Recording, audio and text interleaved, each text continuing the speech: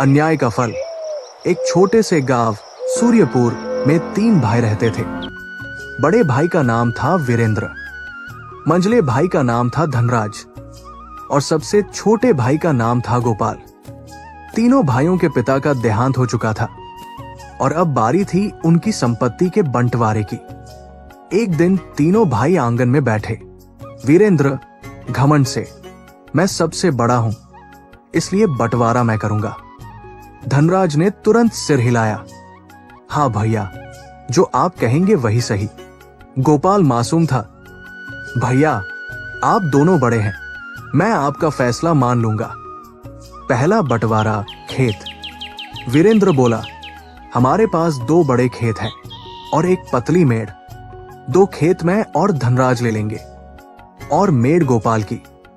धनराज हंस पड़ा, वाह भैया क्या बात है। गोपाल चुप रहा, ठीक है भैया, मुझे मंजूर है। दूसरा बंटवारा आम का पेड़। तीनों आम के पेड़ के पास गए। वीरेंद्र बोला, इस पेड़ की 2 डालियां हैं और एक जड़। एक डाल मेरी, एक धनराज की और जड़ गोपाल की। गोपाल ने फिर सिर झुका दिया, मंजूर है भैया। तीसरा बंटवारा घर। वीरेंद्र बोला, घर में 4 कमरे हैं और एक छत। 2 कमरे मेरे, 2 धनराज के और छत गोपाल की। अब गोपाल की आंखों में आंसू थे, लेकिन उसने कुछ नहीं कहा। चौथा बंटवारा पैसे। मटका खोला गया। वीरेंद्र बोला, नए सिक्के हम दोनों लेंगे और पुराने बेकार सिक्के गोपाल के। गोपाल को सिर्फ 4 पुराने सिक्के मिले। घर से निकालना।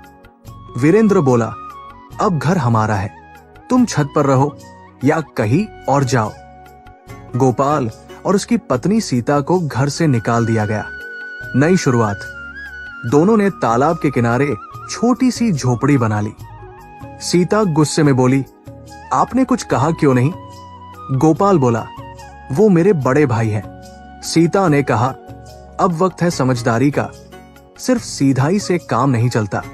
पहली चाल मेड़ तोड़ना। रात में सीता बोली, चलो खेत पर। दोनों ने मेड़ तोड़ दी। अगले दिन पानी बह गया और वीरेंद्र धनराज की फसल बर्बाद हो गई। दूसरी चाल पेड़ काटना। सीता बोली, पेड़ की जड़ हमारी है ना? गोपाल समझ गया। दोनों ने पेड़ काट दिया। राजा के दरबार में दोनों बड़े भाई गुस्से में गोपाल को राजा के पास ले गए। राजा ने पूछा, तुमने पेड़ क्यों काटा? गोपाल बोला, महाराज, जड़ मेरी थी, मैंने अपना हिस्सा लिया। राजा ने बड़े भाइयों से पूछा, क्या यह सच है? दोनों चुप हो गए। न्याय। राजा बोला, तुम दोनों ने अन्याय किया है, अब सारी संपत्ति तीनों में बराबर बंटेगी। अंत। तीनों भाइयों को बराबर हिस्सा मिला। वीरेंद्र और धनराज को अपनी गलती का एहसास हुआ। गोपाल और सीता खुशी खुशी रहने लगे। मोरल, जो दूसरों के साथ अन्याय करता है उसे उसका फल जरूर मिलता है। सीधाई अच्छी है, लेकिन समझदारी भी जरूरी है। वीडियोस देखते हैं मगर सब्सक्राइब नहीं करते तो दोस्तों लाइक करें, कमेंट करें और अपने विचार शेयर करें। भी सब्सक्राइब करें और बेल आइकन दबाना ना भूलें।